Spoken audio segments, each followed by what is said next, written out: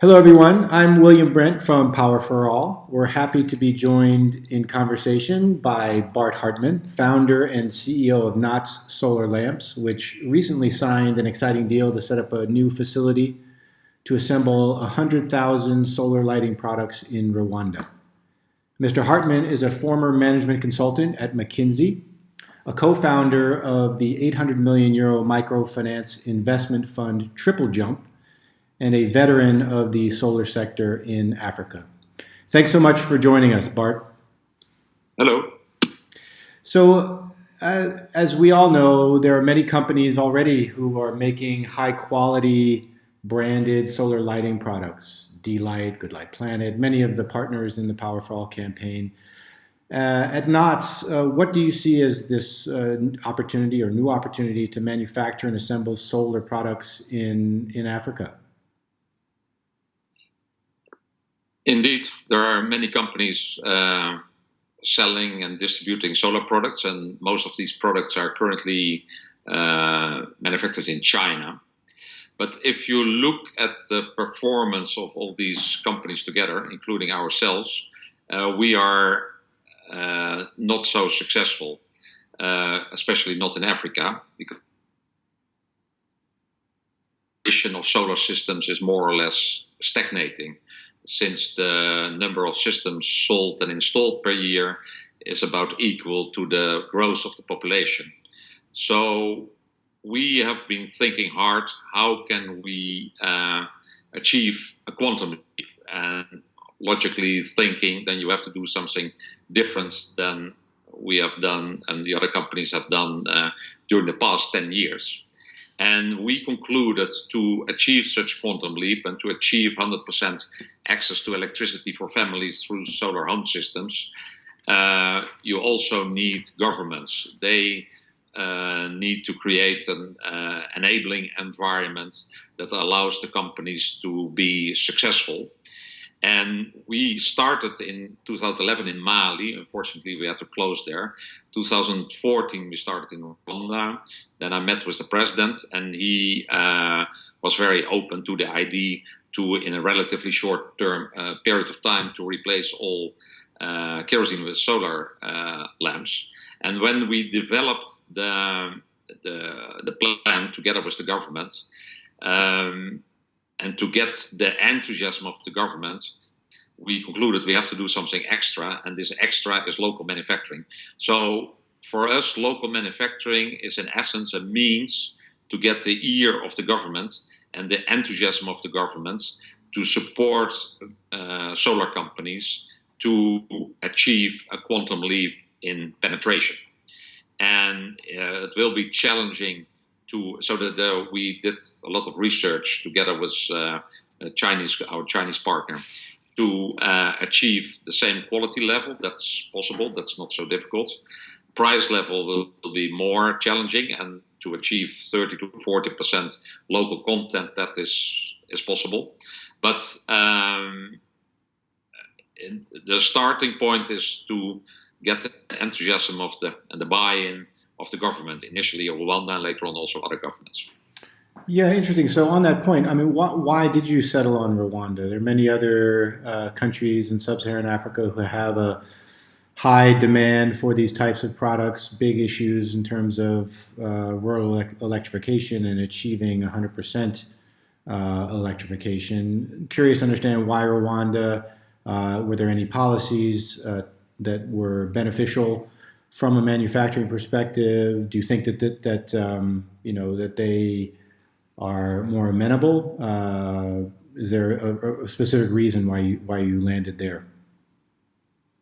Now we started what I just said in Mali in 2011, and we started in Mali based on a careful selection of countries based on number of criteria. But Rwanda, I got there in 2013 a bit by coincidence. But then we concluded, compared to Mali after the coup d'etat, it's a very stable country. And over time, we started to appreciate Rwanda more and more. And we think it's very suitable for our purpose to develop business model, a sound business model, and also to test it, because the president is visionary. He really wants to Rwanda to become a leader in renewable energy. The government is relatively effective, and the infrastructure in the country is quite good, also because it's a quite small country. So we didn't select Rwanda because of specific policies or other reasons. So it started by coincidence, but now we think it's a very suitable country to start our efforts and scale up to other countries. Also because Kagame and Rwanda is seen as a leader in other countries, in other African countries. So if we are successful in Rwanda, we think it could really help us to roll out to other countries. At the moment, we have signed this agreement with the government. There is nothing in the government has an obligation to support us in export, but supporting us in contacts, introducing us to other governments, but not in supporting us with financial incentives, and also not taxing imported solar systems. Orally, they have said that when we are successful and up and running with made in Rwanda products, that they could see to support this and to get it at a sustainable scale, that they will introduce such measures, but we have nothing on paper for that. I see. And on that point of taxation or import duties on Chinese products coming into African countries, do you see that as a general trend in Rwanda and elsewhere in terms of governments trying to incentivize domestic manufacturing by implementing those types of duties? Not at the moment, because as far as we know, we are the first one who are going to start manufacturing solar products in Africa. But you see it for other products that it is happening. So it is. You could expect that it will also happen for solar products. And at the moment, solar products, at least in Rwanda and also a number of other countries, are exempted from taxes and import duties. So that will, for the time being, will remain the same, at least in Rwanda.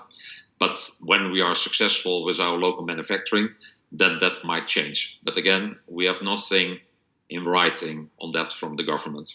I see. Thanks. Yeah, so I know that you're working with a local manufacturing partner called Positivo BGH. I believe they're based in Brazil, but have operations in a number of countries, and they're already selling computers, consumer computers in numerous countries. Are your plans to expand to other countries from Rwanda? And if the answer is yes, how do you expect to do that? And over what time period? Now, the answer is yes. We developed a business model for that.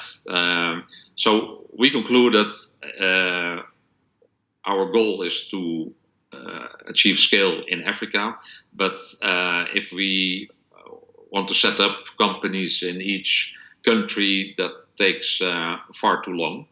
So we developed a model a kind of franchise model, that in every country we want to enter, that we enter in a joint venture with a successful local entrepreneur, not necessarily an entrepreneur that's active in the solar business, but a well-established entrepreneur in that country who has an interest to provide this population with affordable electricity. And that for our minority share in the joint venture, we provide the business model, the funding model, and also the ICT platform for credit assessment and default rate management. And we plan to start in 3 countries with that early next year, in Kenya, Ghana, and Togo. And Kenya and Ghana, because Positivo BGH, our partner for manufacturing, is also in the process of setting up a factory there for laptops. So we can, and they have already local partners, and they are interested in solar products. So basically, we can, in the slipstream of Positivo, we can enter those countries. And Togo, because they their government and their president has solar energy high on his priority list. So we think that's also a suitable country. And recently, the government of Rwanda and Smart Africa, which is an organization with 26 African countries as a member, and their objective is to stimulate economic growth, they decided to adopt the rollout of our business model as a Smart Africa flagship project. This means that Smart Africa will introduce us to the governments in these countries. So that will help us to roll out to these other countries. Fascinating. Well, Bart, this is exciting, and we certainly look forward to seeing the progress that Knots makes. Your website is knots.nl if our listeners want to learn more about your company. So we very much appreciate you taking time to speak with our followers today, and again, look forward to keeping a close watch on your progress. Thank you.